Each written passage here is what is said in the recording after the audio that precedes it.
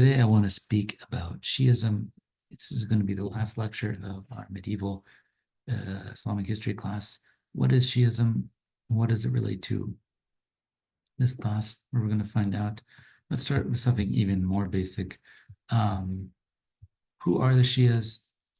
Where are they today? And how did that relate back to the events that were occurring during the Abbasids? So today, if we look at a map of areas with significant Shia population, it is essentially Iran, parts of Central Asia and South Asia, and parts of basically the mountains of Lebanon and Syria. Now, why is that? This is not because these were traditional Shi'i areas. A lot of this stuff was, a lot of these population concentrations were campaigns of religious confessional transformation in the 1500s and 1600s, etc. And in fact, there have been Shi'i populations all over the Middle East in different times. To understand what Shiism is about, we have to go partially back to the moment after the death of the Prophet Muhammad. As I mentioned before, it was never quite clear who was supposed to take over in his place and what kind of powers that successor might have.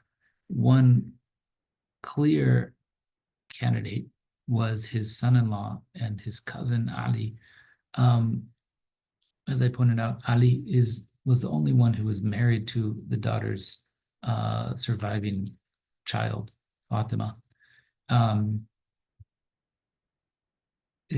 he was ultimately not chosen to lead the community. Instead, it was given over to Abu Bakr, and then Umar, and then Uthman, and then Ali became the fourth leader afterwards, ultimately losing, though, assassinated by a follower, and then the Muslim community was taken over by the Umayyad dynasty. Now, some people thought that Ali should have been the very first one to rule after the Prophet Muhammad, given his close connection to the family of the Prophet. And this remains a powerful idea, not only because of that close family connection, but the idea that authority should run in a family line, that connection to the Prophet Muhammad, and to have a central leader who is able to tell you what to, is able to dictate the kind of foundations of the religion, is a powerful idea that continues to hold water through the coming centuries. Now, just to catch us up, if you remember, Ali had two sons, but one of them, Hussein, was killed in Karbala when he tried to start a revolt, again in support of his father's claim and for his own claim to lead the Muslim community. And this idea that someone from the Prophet's family should rule the Muslim community was still very powerful. In fact, that's how the Abbasids came to power ultimately. They claimed to be part of a movement that was going to put the family of the Prophet in power. Now, at that time, what counted as a family of the Prophet was a much broader sense. Essentially, anyone connected to any kid, whether uncles, etc., of the Prophet Muhammad. And that's ultimately what happens. The Abbasids take power themselves, claiming to have a distant relative. The Abbasid Caliph Ma'mun even declares temporarily for a few years that one of these descendants of Ali is going to be the next heir. He ends up killing him and eliminating him, but it's still a powerful idea that motivates a lot of people. So what happens to the people that want a descendant of the Prophet Muhammad to rule and to have a stronger say? Over this period between kind of the, let's say, 750 to 900, we see a few different things happening. One, we see a shift from what we call alids, that is, people who are just supportive of Ali, who venerate Ali, who see him as a special person with special sanctity because of his connection to the Prophet Muhammad, to a broader branch, a separate sect of Islam called Shiism. So we get from alids to Shia. Shia is the plural, collective plural noun of Shi'is or Shi'i. At the same time, as that happening, there are specific practices and beliefs and theologies associated with Shiism, while at the same time, the Shi'i community is fragmenting over who exactly that leaders should be. And we even see by the late 10th century, so by the late 900s, the creation and appearance of Shi'i states and kingdoms. So one thing to think about is that the Shi'is are in some ways defining themselves against the Sunnis. So we talked about how the Sunnis came to be and how they ended up setting authority in the community itself and defining themselves against the capacity of the caliph to demand or to institute what he thought was the religion and law.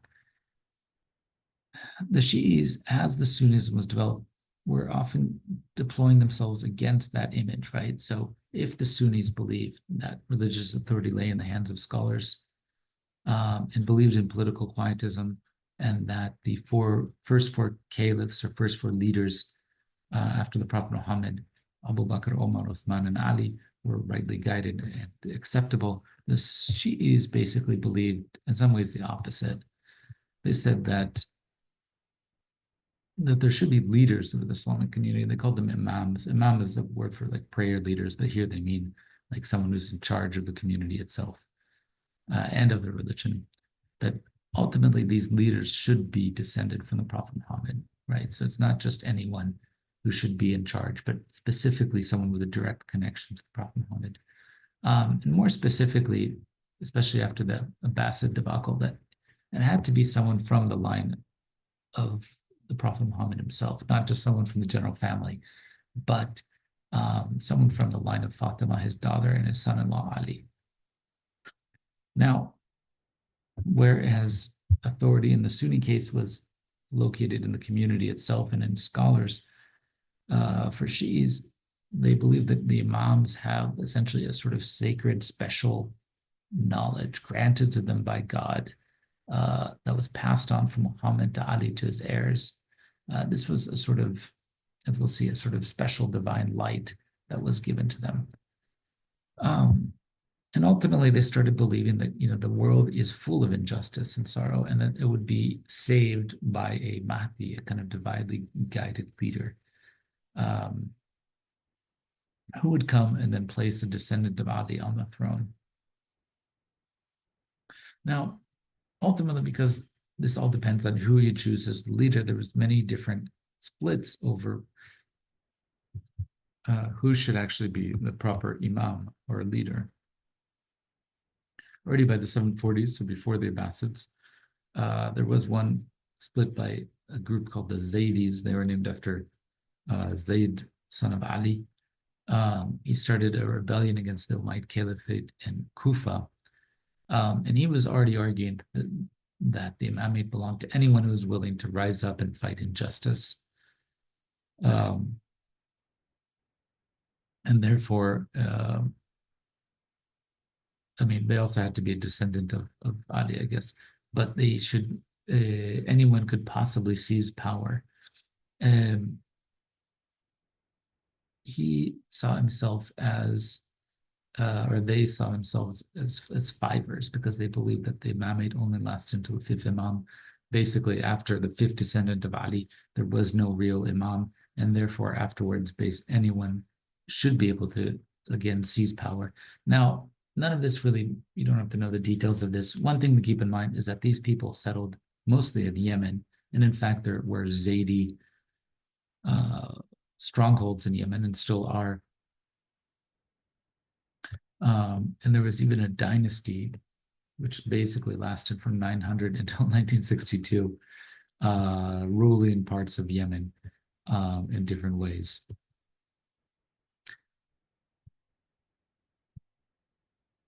But most Alids did not end up joining the Zaydis. They didn't see them as a successful or alluring rebellion. Instead, they sided with the Abbasids against the Umayyads. They wanted to follow the Abbasids' claim that they were going to put someone on the throne from the house of the Prophet Muhammad. But they were ultimately very disappointed when the Abbasids reveal that it was they themselves who were descended from the Prophet Muhammad. And they never really supported that. So as Sunnis came to adopt a sort of quietism, right, the belief that you should support the government even if it's unjust, because it's not really the place of Muslims to rebel against the government, because they've left the questions of law and religion to the ordinary people. They saw this quietism as bad. The Shias saw this type of quietism as bad. It was an attempt of abandoning Ali. And in fact, Ali was like usurped from his position. So they reject the idea that the first three caliphs were rightly guided. And they started believing that only Ali was the only rightly guided or only first leader of the Muslim community who deserved to be him, and that he was kind of cheated out of his inheritance. And that he has a special place again because he had this divine light, this sort of sacred knowledge that only he had. And it's this light that's passed down through the different imams. And they slowly start developing rituals that start making Shiism different from those of the Sunni community. One is that they have an Ashura celebration to commemorate the death of Hussein. This is now developed into partially as a self-flagellation event. And at the same time, there's a gigantic pilgrimage to Karbala. Shias still go, I think, to pilgrimage at Mecca and Medina, but they're also go to the largest pilgrimage in the world, which is to Karbala every year to commemorate the death of Ali. This is what the tomb inside looks like. This is, again, the grandson of the Prophet Muhammad, the son of Ali. Not everyone, as they were building up this idea of a separate Shiism and separate rituals, there was, again, other moments in which the community split as to who was the proper leader. So most people stuck with what they call the kind of mainstream Alid community. But then there was a split between this the moment of this man, Ja'far as-Sadiq, who was the sixth Imam, the sixth descendant after the Prophet Muhammad. He worked with the Abbasids relatively closely, helping them kind of tamp down rebellions from the Shia community. And he actually even kind of took out kind of more extremist views from Shia doctrine. But he had a crisis.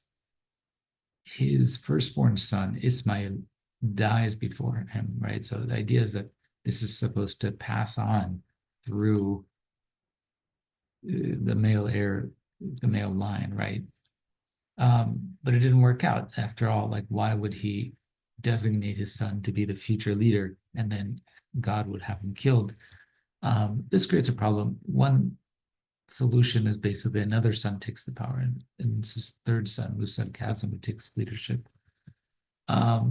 But there's already a break here. Some of the community decide that the line of imams ends not with a fifth, not with a, but with a sixth, with this guy, Ja'far as-Sadiq. And then there's another crisis around 874. One of the 11th Imam, al-Hasan al-Askari, he dies without a son.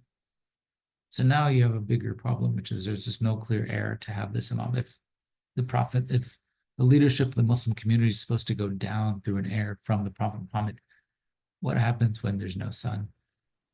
So the solution they found to this problem is that they ultimately said that the 12th Imam was hidden, waiting for a time until he would come out, right?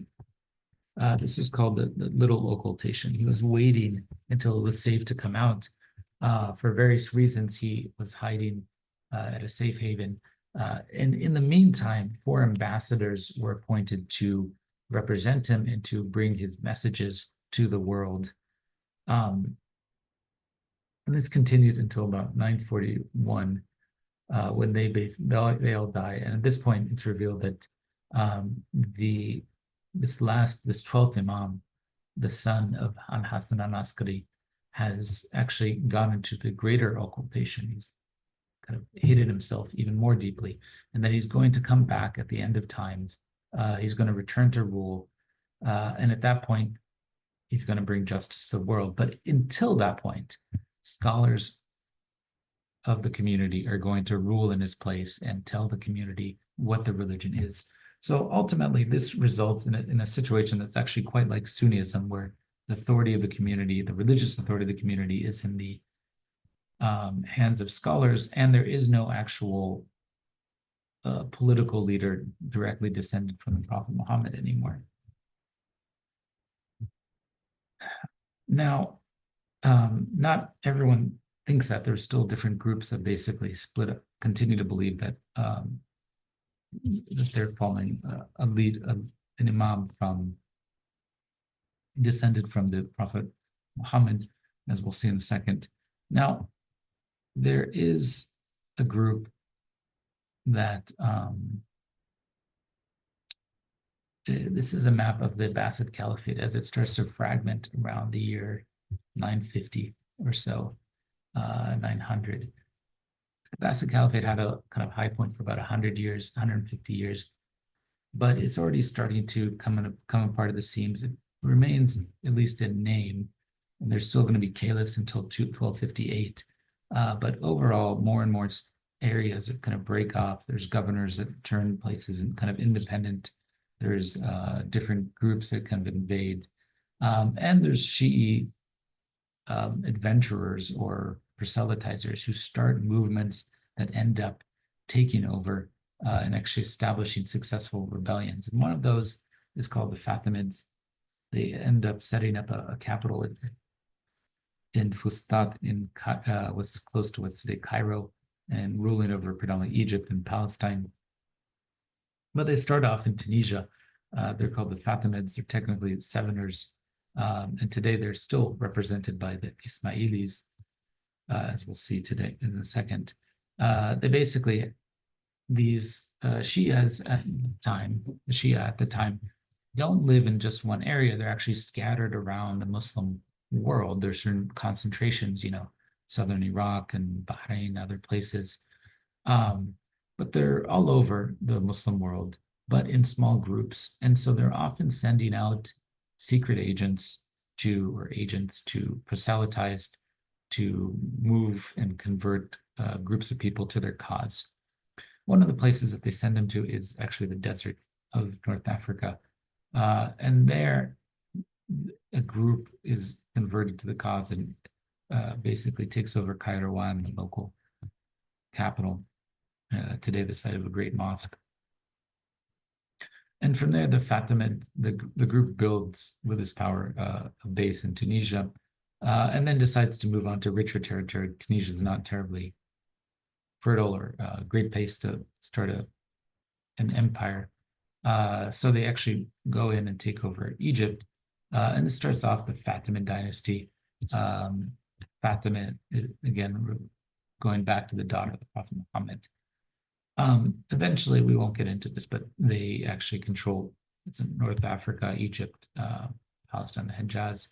And there's still a good amount of buildings in Cairo from that period. They even establish a new capital.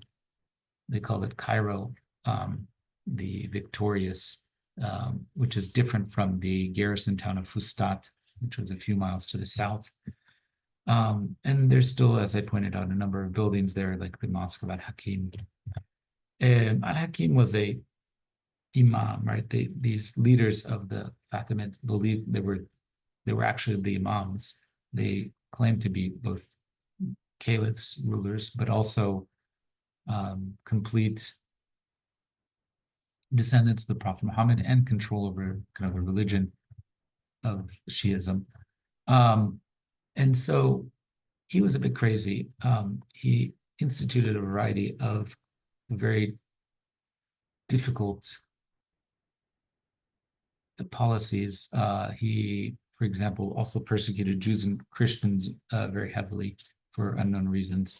And at a certain point, he just disappears. He goes on one of these like night patrols in incognito, and he disappears, and no one quite knows what to make of him. Eventually, they decide he's dead. But his followers kind of migrate out and move into the mountains of Lebanon, where they ultimately create a sort of secret religion based off of these, where they turn him into a sort of semi-divine figure. Another, again, imam who becomes its endpoint. Those people are called the Druze. They live essentially today in Italy and in Israel, and Lebanon, and Syria.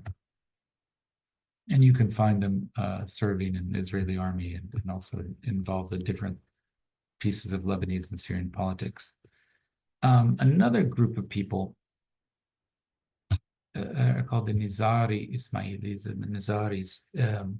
They follow another son of Al-Hakim who ends up taking power, but they have a completely different line. They basically end up holding themselves up in castles in the Iranian desert, where they undertake a campaign of like terroristic assassinations. And in fact, the word assassin comes from the derogatory term used to call them, which is hashashin or hashashiyun, which means people who smoked hashish, or I guess ate hashish, because I don't think they smoked it back then, because it was claimed that they would go into these drug frenzies and then assassinate people at that time. And they were basically holed up in these very difficult to conquer castles. There are still Ismailis around today, mostly of South Asian descent, and they still have a leader, the Aga Khan, who claims to be essentially a descendant of the Ismailis, the Fatimids, and a continuation of the line of Ali. The Aga Khan is alive. This is him, Queen Elizabeth. There's been numerous Aga Khans. It's a title, it's not his name. He's a very, very rich man, and he does a lot of actually good charitable work around the world. There's a very nice museum of Islamic art in Toronto. He does all sorts of stuff in Central Asia and Cairo, elsewhere. And that's partially funded by the donations the Ismaili community gives to the Aga Khan himself. This is him with his wife. So I'm going to end it there. What I want to point out here is, again, the different options that Shiism created for imagining political leadership and religion in the medieval Middle East during the period of the Abbasids. Goodbye.